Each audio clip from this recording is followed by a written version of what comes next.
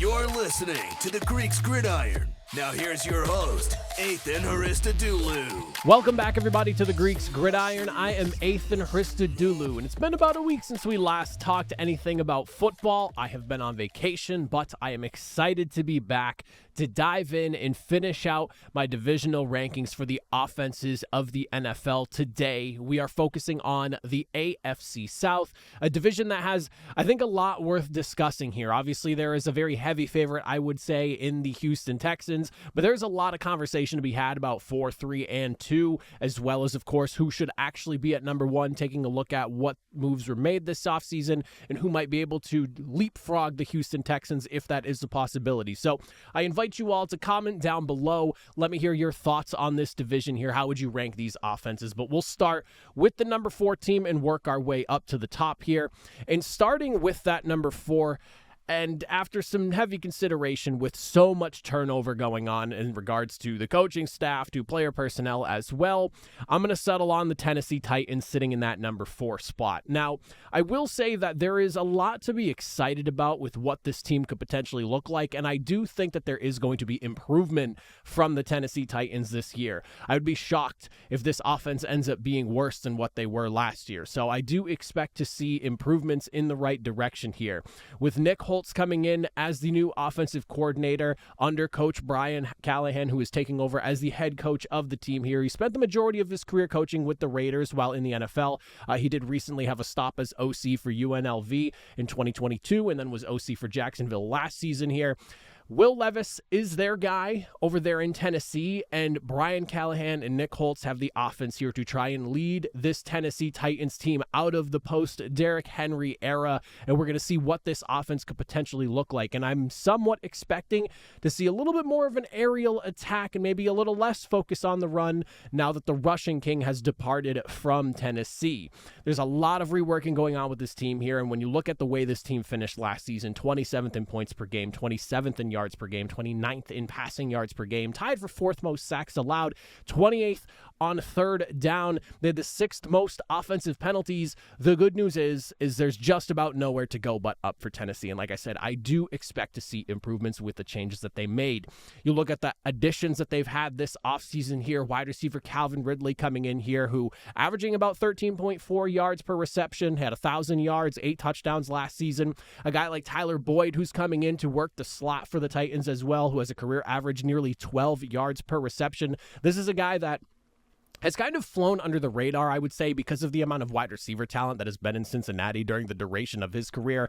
He's been around the block for a while. He used to play with A.J. Green, who was the star during his time there, and now Jamar Chase and T. Higgins have kind of overshadowed him again, but he is a consistent as they come kind of slot guy, someone who's going to be good for at least like 600 plus yards in a season, something along those lines, and like I said, averaging about 12 yards per reception, coming off a slight bit of a down year last season, but last season Cincinnati offense wasn't necessarily the greatest, all things considered, with the situation that they were dealing with.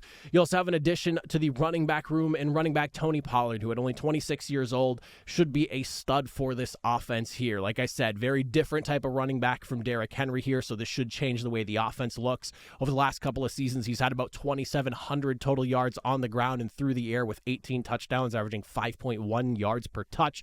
He should be a playmaker out of the backfield for Will Levis in this offense here. Then you, of course, have some additions to the O-line here, changing some things up, and I think some necessary additions as well. Center Lloyd Cushenberry's coming in from Denver here, who's started in every single game he's ever played in. He did miss some time in 2022, but someone who is very available at all times and is always slated to go. On top of that, you have a first-round pick in left tackle J.C. Latham, 6'6", 340 pounds, big man protecting Will Levis's blind side here, who was a standout during his time at Alabama. I think a lot of the focus for this team is going to be along the offensive line, because what was once a very strong piece of the Tennessee Titans identity for at least the duration of like my fandom as a NFL fan myself, I feel like the Tennessee Titans have always had a really badass, really good offensive line that's allowed them to ground and pound and do their thing on the ground, from the Chris Johnson days all the way up now to Derrick Henry.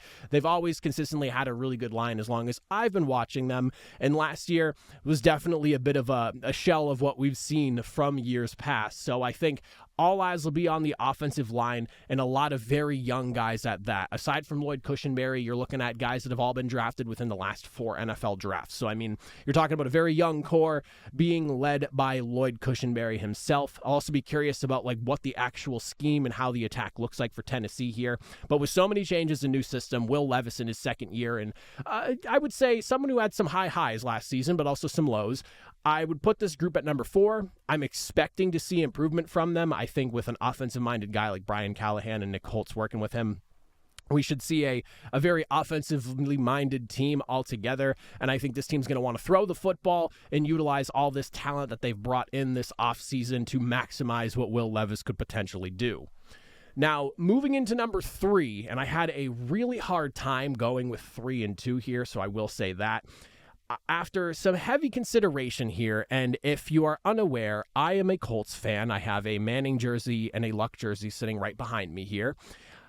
I decided to go at the number 3 spot with the Indianapolis Colts here. And this kind of pains my heart, but I'm trying to temper expectations for what Indianapolis is going to do this year. Yes, the offense, despite losing Anthony Richardson last season in week 4, week 4, whatever, or 4 weeks in the season, whatever it actually was, very early into the season when he went down here, the Colts offense was still very exciting with Gardner Minshew under center. The team finished 10th in points per game. They were 10th in rushing yards per game as well. And I think the goal this offseason was pretty simple. Keep everyone together. This group was great. Hopefully now we can just protect Anthony Richardson. He can stay healthy, and this offense can reach the heights that I think a lot of people are anticipating it could potentially reach with just the physical talent that is Anthony Richardson, as long as he can stay healthy. That is the key to the Indianapolis Colts here.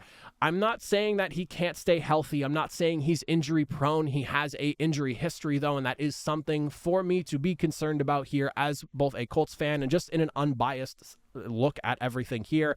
It is definitely something to keep in mind. I will say, though, that altogether the offensive talent in Indianapolis is there for this offense to be another top 10 scoring unit, potentially even further, if Richardson can reach the levels that his physical talent allows him to be.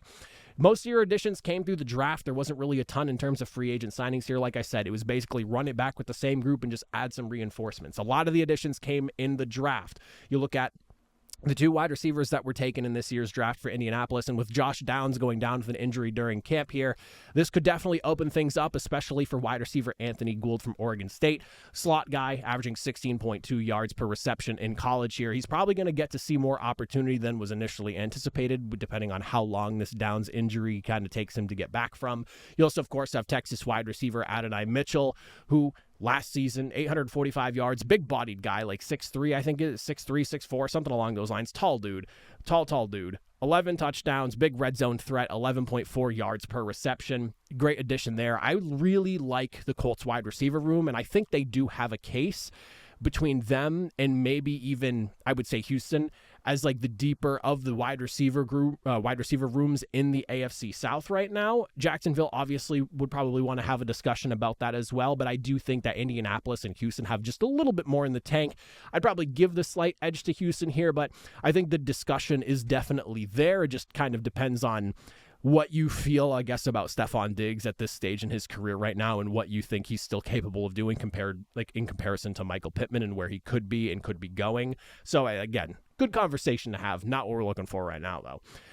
Outside of that, you added some offensive line depth as well. You had Tanner Bortolini and Matt Goncalves coming in as well. Both these guys not going to be slated to start or see any significant time barring any injury here. The starting 5 of the Indianapolis Colts offensive line is, of course, going to be Raymond, Nelson, Kelly, Fries, and Smith, as long as everyone is healthy. That has been kind of fairly established, at least through the duration of last season, is what you want to see for this season as well here. The good thing for Indianapolis right now, Anthony Richardson's healthy. He's been throwing. On top of that, there's also no drama like we had last season with Jonathan Taylor and his contract situation back last season going into the season following.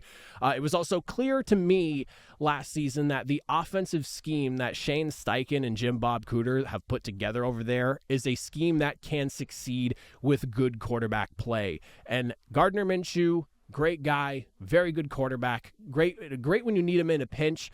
I'm curious to see what Anthony Richardson, with all of his physical talent, what he is capable of doing in this offense that was designed for those physical traits and that physical talent that he does have here. The offensive line also bounced back, in my opinion, last season after what was a dip in 2022, getting back to what they're doing. And I'll be really keeping an eye on left tackle Bernard Raymond to see what he does in terms of progress this year. But as long as Anthony Richardson is healthy, and that is the big thing here, I do think the sky is the limit for Indianapolis. I think this offense can compete with some of the best. We didn't even talk about the tight end room and what that looks like there with a bunch of athletic freaks. I'm really excited to see what Jelani Woods can do with this team here. But overall, health being a concern, and this is kind of going to be like another rookie season for Anthony Richardson, except that he, at least I would assume, based off the time that he has spent just kind of healing and sitting around, he's probably going to have a far better grasp of the playbook and just all the verbiage and everything that he needs to know. But it is going to kind of be like another rookie season. He only got, again, about 4 weeks of play last year. So I'm hoping for a little bit more from this offense than what we got last year. And I definitely am hopeful that we get that, but it is just something to keep in mind. Moving into the number 2 spot here. Now, diving into this one here with number 2 and number 1 both left, I think that there is a good conversation to be had in regards to just what the potential this Jaguars offense can be as long as they are healthy. And Houston, obviously, with a massive surprise to everyone last year, there is also the conversation with them and, do they take a step back now that everyone sees them coming? Just how far can C.J. Stroud push this offense with Bobby Slowick as his offensive coordinator who opted to stick around for another season? There is a good conversation to be had about what you like about both Jacksonville and Houston and who belongs at number 2 and who belongs at number 1. And I think a lot of the conversation would probably focus on just the kind of crash and burn Jacksonville had at the end of the season last year. But for me, I think right now, even though he has only been in the league for 1 year, C.J. Stroud makes me very comfortable with Houston, so I opted to go with Jacksonville at the number 2 spot here. And I know that some people are probably already at this point going, wow, you put Jacksonville over Indianapolis, who, again, finished 10th in points per game last year. There is a lot for me to like about Jacksonville, and on top of that, this was a really good offense prior to the injuries. Yes, there were a few games where you kind of look back on and you go, wow, that was ugly. Like you look at week 2 last year against Kansas City, not a great game. There were a few, and like San Francisco was another one, not a great game here. But their overall performance as an offense prior to like the crash and burn in the last like 4 or 5-ish weeks, I'd say 4 weeks or so of the season here, this is a really good team, and I think that injuries just really caught up with them. Now, you look at this group coming into 2024, Trevor Lawrence has been paid.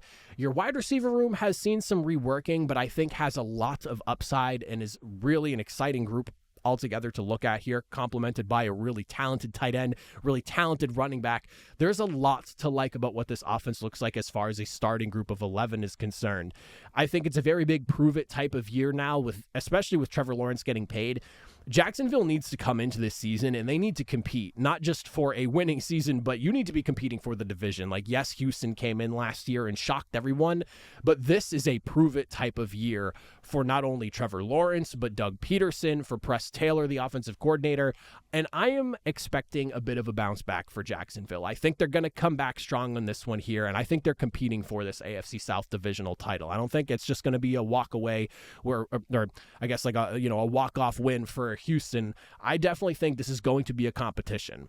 And when you look at the additions that they added here, first one, of course, being wide receiver Brian Thomas Jr., the first-round selection from LSU, who in 2023 exploded out of nowhere, 68 receptions, nearly 1,200 yards, 17 touchdowns, a whopping 17.3 yards per reception, complemented by a free agent addition in Gabriel Davis, who he himself nearly averages about 17 yards per reception and about 7 touchdowns a season in his career as well. A guy who played a lot of Robin to the Batman of Stephon Diggs during his time in Buffalo.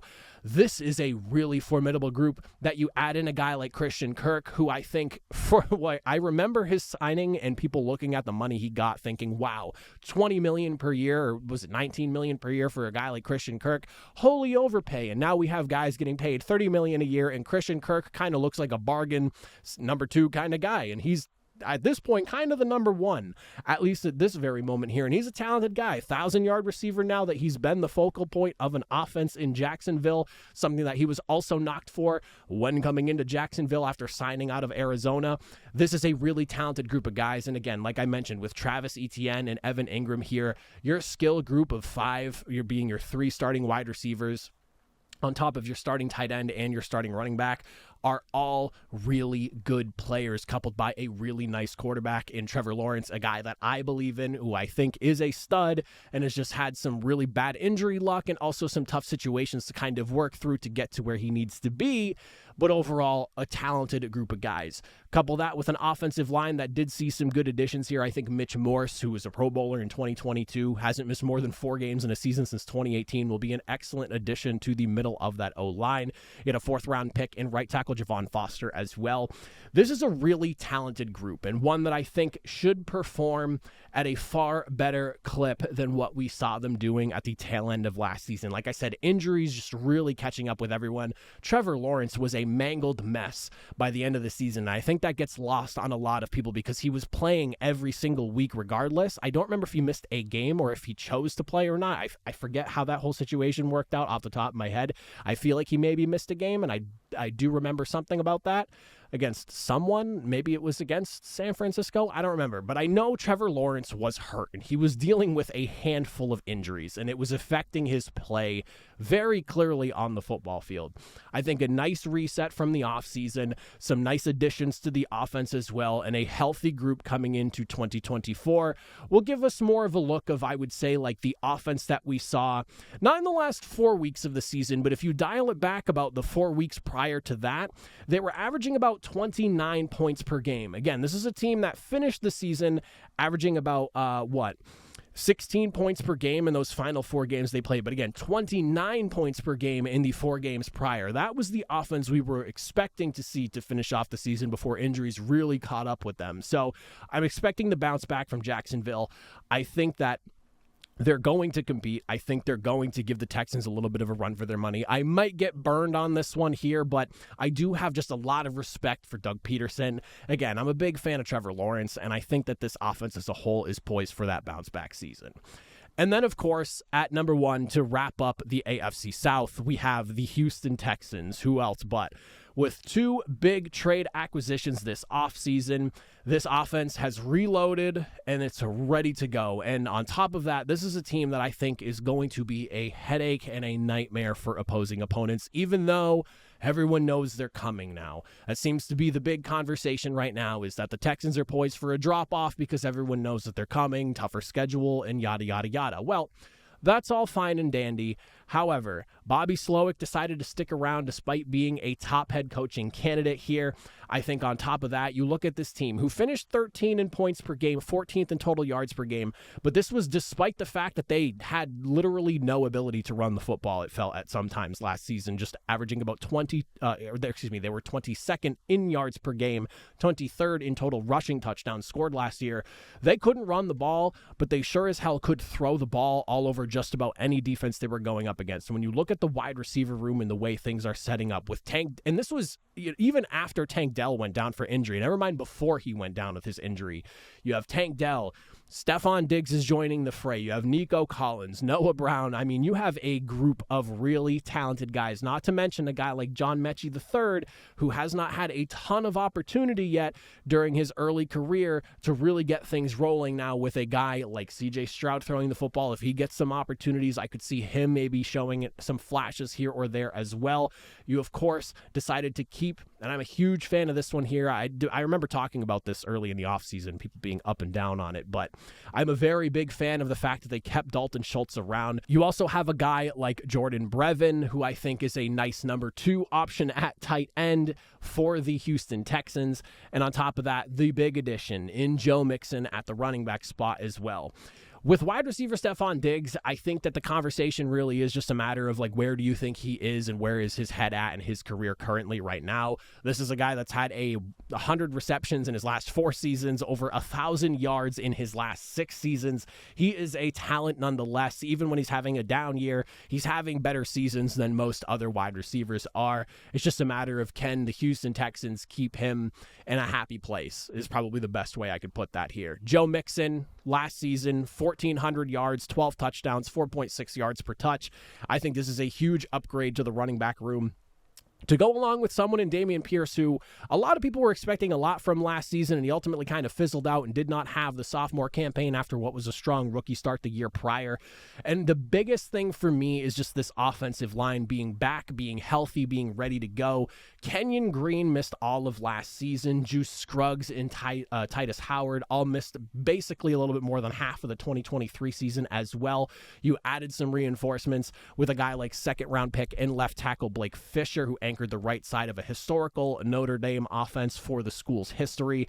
I think that overall, you're building a monster over there in Houston, and I'm a Colts fan. Again, I might sound like I'm not with the way I'm praising them right now, but I am a Colts fan, and I see what you're doing over there in Houston.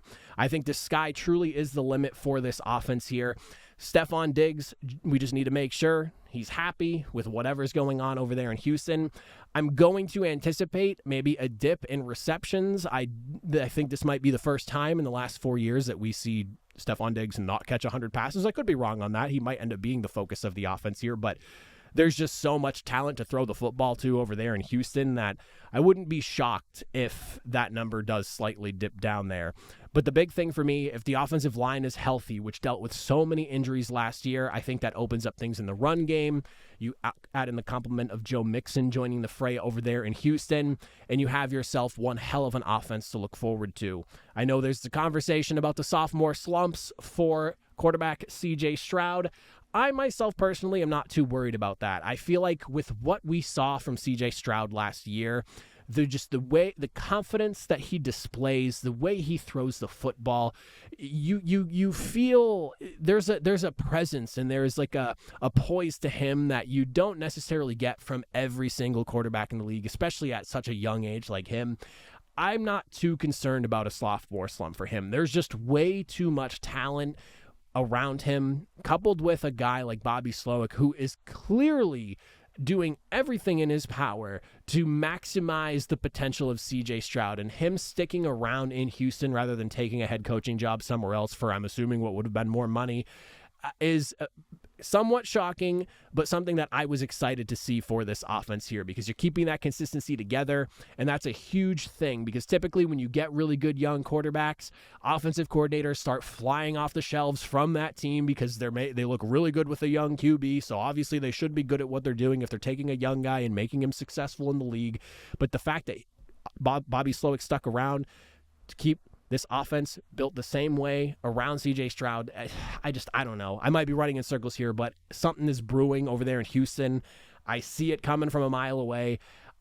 There is obviously the chance I might be wrong, but I have a really good feeling about what this Houston offense is going to look like in 2024, and I do think the sky really is the limit here. They made all the right acquisitions, and there wasn't a lot.